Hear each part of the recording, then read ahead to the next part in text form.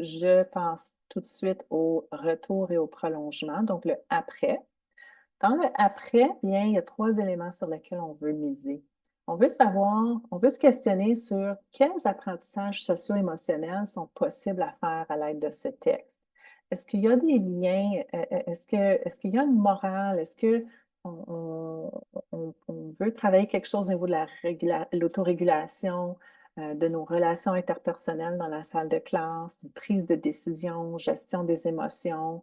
Euh, puis ici, on n'est pas obligé de faire un travail papier-crayon non plus. Il ne faut pas sous-estimer le pouvoir d'une discussion. Donc, d'avoir une simple discussion après une lecture, c'est suffisant. Puis il y a de l'apprentissage qui se fait pareil de la part de nos élèves.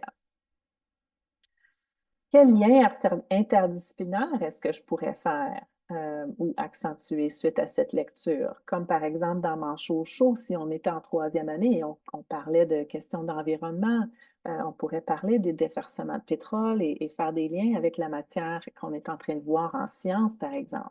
Et on ne veut pas prendre pour acquis que nos élèves sont capables de faire ces liens-là d'eux autres mêmes. Des fois, nous, on doit les expliciter pour eux aussi.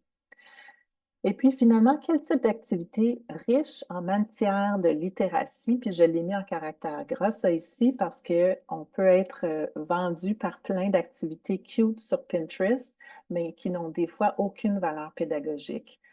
Donc, il faut vraiment se questionner sur la valeur pédagogique de nos activités. C'est quoi le lien riche en matière de littératie que je peux faire?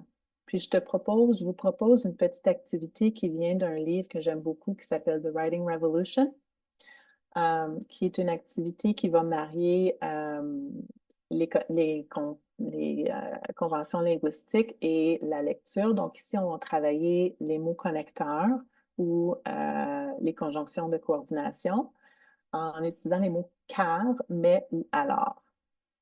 Alors, on prend un fragment de phrase, puis on demande aux élèves de compléter la phrase avec la conjonction car, ensuite avec la conjonction mais, puis ensuite avec la conjonction alors. Et ça nous permet d'aller voir leur compréhension en même temps. Donc ici, pour mon livre, les manchots tremblent de froid, car, et les élèves pourraient répondre quelque chose comme ils sont recouverts de pétrole. Mais les secouristes vont nettoyer leur plumage. Ou donc, Mathéo leur tricote des chandails. Donc, en changeant simplement un seul petit mot connecteur, ça change complètement la fin de la phrase que je vais écrire, ça change complètement le sens de la phrase. Et puis, comme j'ai dit, ça permet aux élèves ça nous permet d'aller vérifier la compréhension des élèves par rapport au texte qu'on est en train de voir, en plus de travailler une convention linguistique qu'on a déjà travaillée.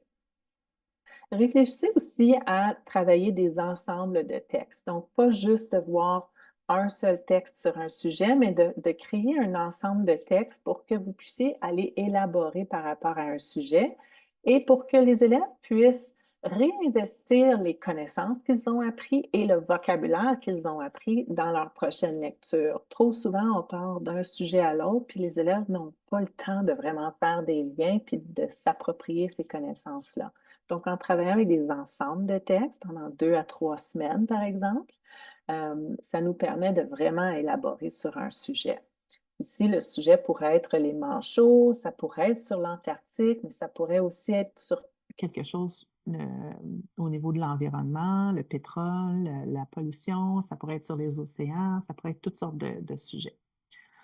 Je vais passer un petit peu sur cette partie-ci, mais ici, je vous propose comment utiliser deux différents livres, un texte narratif et un texte informatif portant sur le même sujet pour aller vraiment élaborer, encore une fois. Je vous propose une petite planification de 5 jours. Et finalement, je vous demande quel lien est-ce que vous pouvez faire entre la lecture à voix haute et le modèle d'enseignement explicite d'Alphonse Leblanc. Et on va sauter cette partie ici, mais je vais juste vous permettre de voir que la planification que je vous propose en 3 étapes ressemble beaucoup à la planification de l'enseignement explicite telle que vous la voyez ici. Donc, vous pourrez l'explorer un petit peu plus tard.